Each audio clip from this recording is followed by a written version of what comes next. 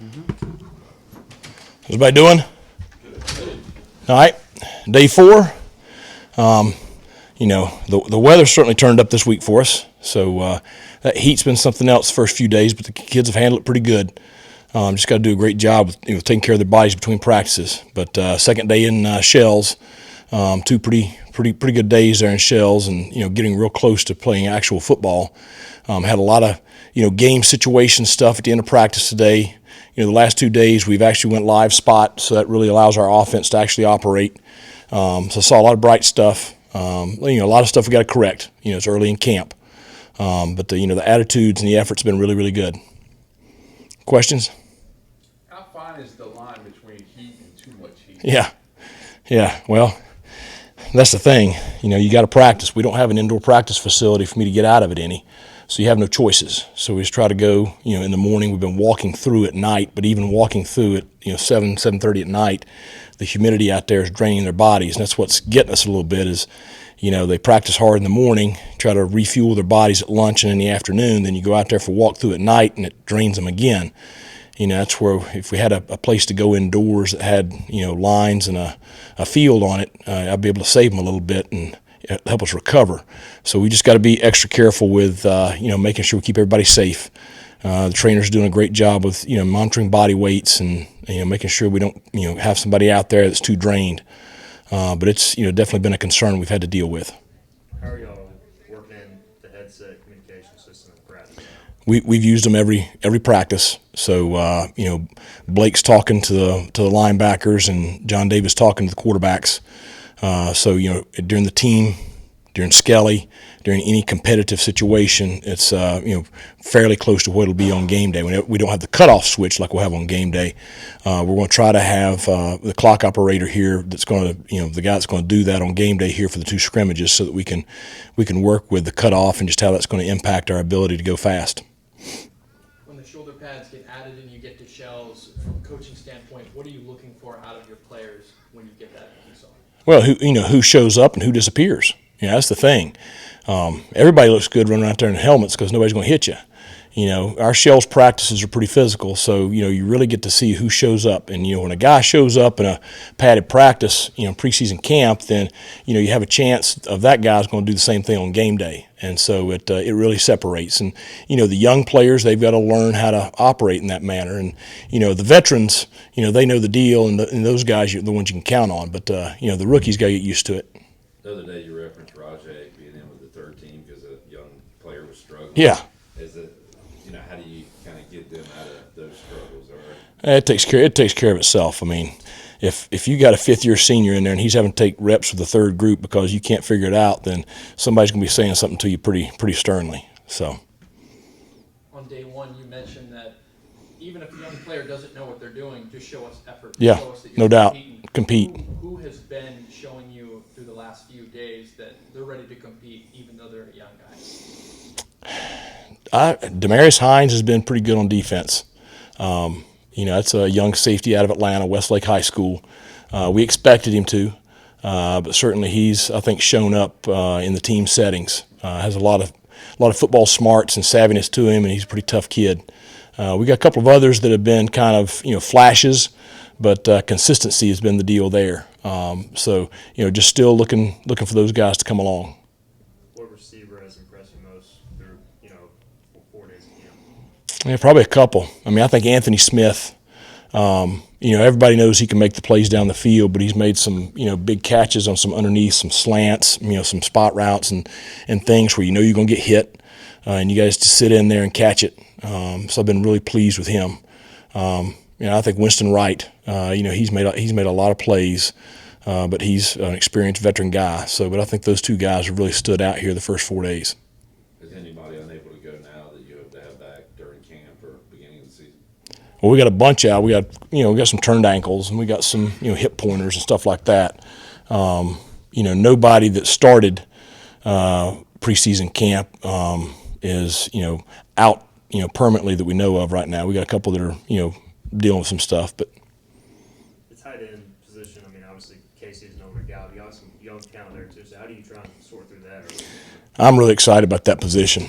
You know, you got Casey Kelly and Tyler Savage. You know, it's two seniors that have played a lot, and they look like it. I mean, they look like it out there on the practice field. They look like it when we get in competitive situations. You know, they can handle the situations. They can make the plays under pressure. So that's been really good. But you also have DeCirio Riles and Javante Connor, who, you know, that's two extremely talented young guys. And, you know, it's kind of like we were talking about with, you know, some of the freshmen. You know, they've shown flashes. It's just consistency. You know, Javante stunk yesterday. But then today he came back and I think had a pretty good day. You know, DeCirio I think had a good day today. But it's just consistency, you know, showing up every day and performing every day. And that's the deal with young players. They got to learn to do that. How important is the first scrimmage coming up for the quarterbacks, and is there an update there, how they're doing? Well, both of them have had 2 days with the ones. So today was Jake's. I think both of them have played well.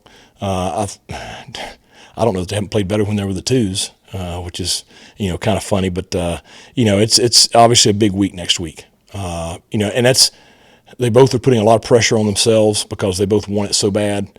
But you know, the one that can handle that pressure, I mean, because let's be honest, you know, the season's a lot of pressure. So if you can't handle the pressure now, you ain't going to handle it in season either. So, you know, just seeing how they handle next week, and then next Saturday will be as close to a game situation as we can do. I mean, Coach Powell has all of our special teams in, so we will have a full scrimmage the first Saturday, you know, but you know, make it very, very game like. So, you know, just looking forward to seeing how they operate and compete in that setting. Speaking of those first team reps for Jake, you know, at the end there during team, saw him split out wide, reverse, that flea flicker type. You don't have to bring that up in the press conference now, okay?